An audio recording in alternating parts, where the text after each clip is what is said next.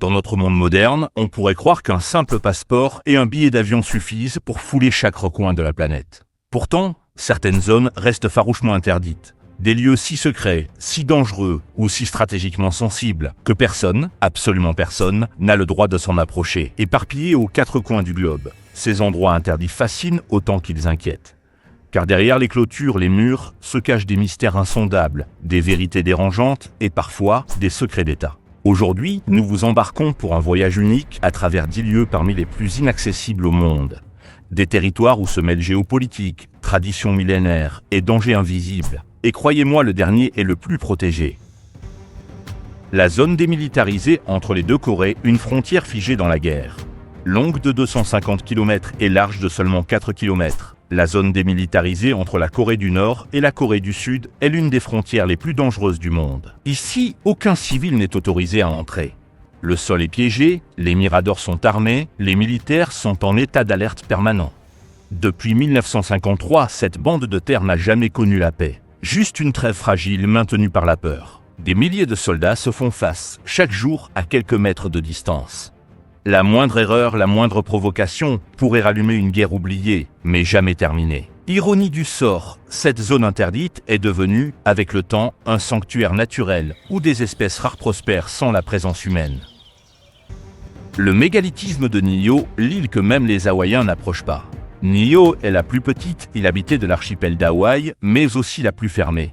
Depuis 1864, elle appartient à une seule famille qui contrôle qui peut y vivre et qui peut y entrer. Les visiteurs sont strictement interdits.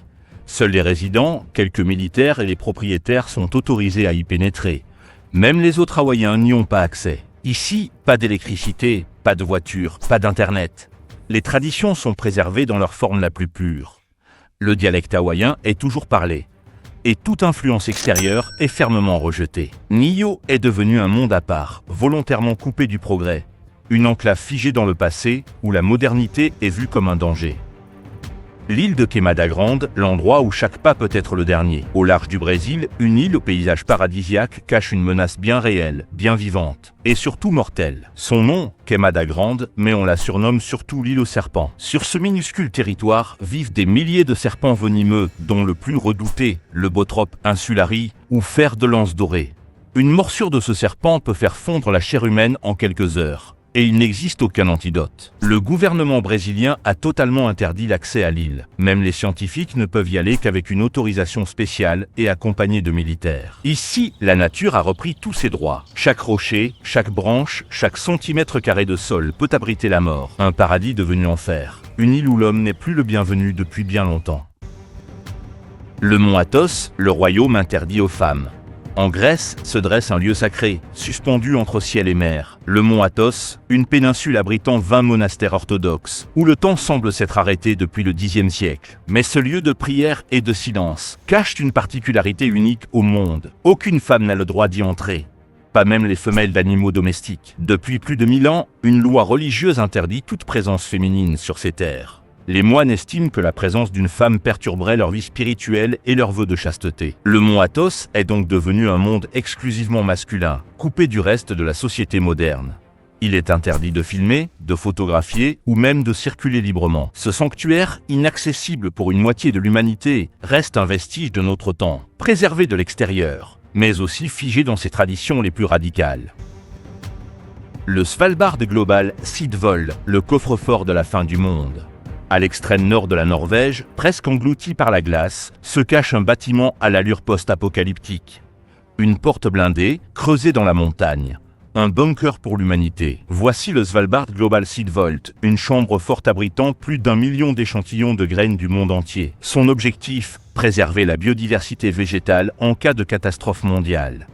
Guerre nucléaire, pandémie, effondrement climatique.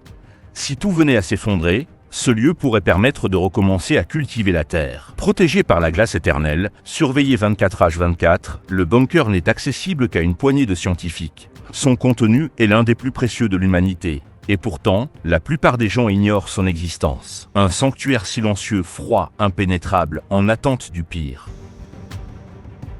Les archives secrètes du Vatican, là où se cache peut-être la vérité sur l'humanité.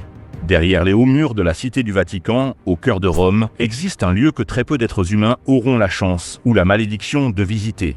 Ce lieu, c'est l'un des centres de pouvoir les plus secrets de toute l'histoire, les archives secrètes du Vatican. Plus de 85 km de rayonnage, des milliers de documents, de lettres, de manuscrits et de parchemins, parfois vieux de plus de 1000 ans.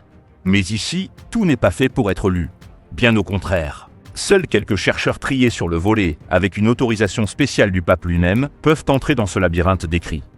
Et même eux ne peuvent consulter que des documents très précis, jamais les plus controversés. Car ce que renferment ces archives dépasse l'imaginable. Des lettres échangées avec Hitler et Mussolini, des dossiers sur les croisades, l'Inquisition ou encore des documents potentiellement explosifs sur Jésus, les origines de l'Église ou les évangiles oubliés. Beaucoup pensent que la véritable histoire du monde, celle qu'on ne veut pas qu'on sache, dort entre ces murs, soigneusement gardée sous silence. Caméras, portes blindées, surveillance permanente. Rien n'entre, rien ne sort, sauf ce que le Vatican autorise. Ici, le passé est trop dangereux pour être dévoilé au monde. L'île de Poveglia, le cimetière maudit de l'Italie. À quelques encablures de Venise, au cœur de la lagune italienne, se cache une petite île que même les habitants du coin refusent d'approcher. Une île que le vent semble avoir oubliée, figée dans une atmosphère lourde, comme si le temps s'y était arrêté, à jamais. Son nom, Poveglia. Son surnom, l'île des âmes perdues. Car ici, tout n'est que souffrance, douleur et mort. Dès le Moyen-Âge, Poveglia a servi de zone de quarantaine. Les bateaux soupçonnés de transporter la peste y étaient envoyés, et leurs passagers abandonnés à leur sort. Des centaines, puis des milliers de malades furent brûlés vifs ou enterrés dans des fosses communes. Des siècles plus tard, l'île fut transformée en asile psychiatrique. Un lieu sombre où les patients étaient plus torturés que soignés. L'un des médecins, devenu fou, aurait pratiqué des expériences inhumaines avant de se suicider en se jetant du haut du clocher. Depuis, plus personne n'habite l'île. Le gouvernement italien en interdit l'accès. Même les pêcheurs évitent ces eaux de peur de remonter quelque chose qu'ils ne devraient pas voir. Certains visiteurs illégaux parlent de cris dans la nuit, de brumes qui apparaissent sans raison, de présences invisibles. Poveglia est aujourd'hui considéré comme l'un des lieux les plus hantés du monde. Un cimetière à ciel ouvert que la mer elle-même semble vouloir oublier. La chambre 39, le coffre-fort de la dictature nord-coréenne. Dans l'un des bâtiments austères de Pyongyang, bien caché au sein du siège du Parti des travailleurs, se trouve une pièce dont l'existence même relève presque du mythe. On l'appelle la chambre 39. C'est ici, selon de nombreux experts, que le régime nord-coréen gère secrètement ses ressources financières. Une pièce où transiteraient des milliards de dollars, issus d'activités parfois illégales, trafic d'armes, contrefaçon, commerce de drogue, crypto-monnaie. La chambre 39 serait le cœur économique du pouvoir de Kim Jong-un, une boîte noire financière dont nul ne connaît précisément les contours. Ceux qui en parlent trop fort disparaissent. Aucune image, aucun plan, aucun témoin fiable n'a jamais pu décrire ce qui s'y passe réellement. Mais tous s'accordent sur un point, c'est l'un des lieux les mieux gardés de la planète, protégé par l'armée et le silence absolu. L'île de North Sentinel, le territoire où l'humanité n'a pas sa place. Au cœur de l'océan Indien, dissimulée parmi les îles Andaman, se trouve une île figée dans le temps. Une terre sauvage, isolée, intouchée par la civilisation moderne, North Sentinel. Sur ce petit bout de terre d'à peine 60 km² vivent les Sentinelles, une tribu autochtone farouchement hostile à tout contact extérieur. Depuis des millénaires, ils vivent coupés du monde, dans un mode de vie ancestral, sans aucune technologie, sans influence extérieure et sans pitié pour les intrus. À plusieurs reprises, des aventuriers, des missionnaires ou même des chercheurs ont tenté de s'en approcher. Tous ont été repoussés violemment, certains n'en sont jamais revenus. En 2006, 2 pêcheurs indiens, égarés près de l'île, furent tués à coups de flèches et de lances. Leur corps n'a jamais pu être récupéré. Même les hélicoptères qui s'aventurent dans les airs de North Sentinel sont accueillis par une pluie de projectiles. Les autorités indiennes ont compris le message. L'île est désormais classée zone interdite, protégée par la loi. Il est formellement interdit de s'y rendre, non seulement pour protéger les visiteurs, mais surtout pour préserver la tribu elle-même, vulnérable aux maladies modernes. North Sentinel, c'est une énigme vivante. Un reliquat d'un autre monde qui nous rappelle que certaines frontières ne doivent jamais être franchies. La zone 51, le sanctuaire du secret américain. Perdu dans l'immensité brûlante du désert du Nevada, se dresse l'un des lieux les plus mythiques et les plus mystérieux du XXe siècle, la zone 51. Un territoire militaire ultra sécurisé, étendu sur plus de 150 km², où la loi du silence règne en maître absolu. Ce lieu, officiellement reconnu seulement en 2013, n'apparaissait sur aucune carte pendant des décennies.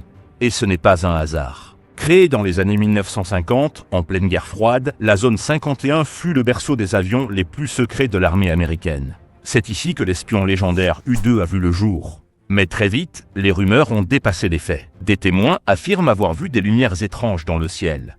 D'autres jurent avoir observé des objets volants non identifiés, planer au-dessus du désert. Des ovnis, de la technologie extraterrestre, les spéculations explosent et le mystère grandit. Aujourd'hui encore, la zone 51 est sous surveillance constante. Patrouilles armées, hélicoptères furtifs, capteurs de mouvements enterrés dans le sable. Le simple fait de s'approcher déclenche une alerte. Et malgré toutes les théories, malgré les témoignages, personne ne sait exactement ce qui se passe derrière ces grillages. Un secret jalousement gardé par l'une des puissances les plus redoutées du monde. Si ce voyage au cœur des lieux interdits vous a captivé, alors likez cette vidéo, abonnez-vous et activez la cloche. Car ce n'est que le début des secrets que le monde nous cache.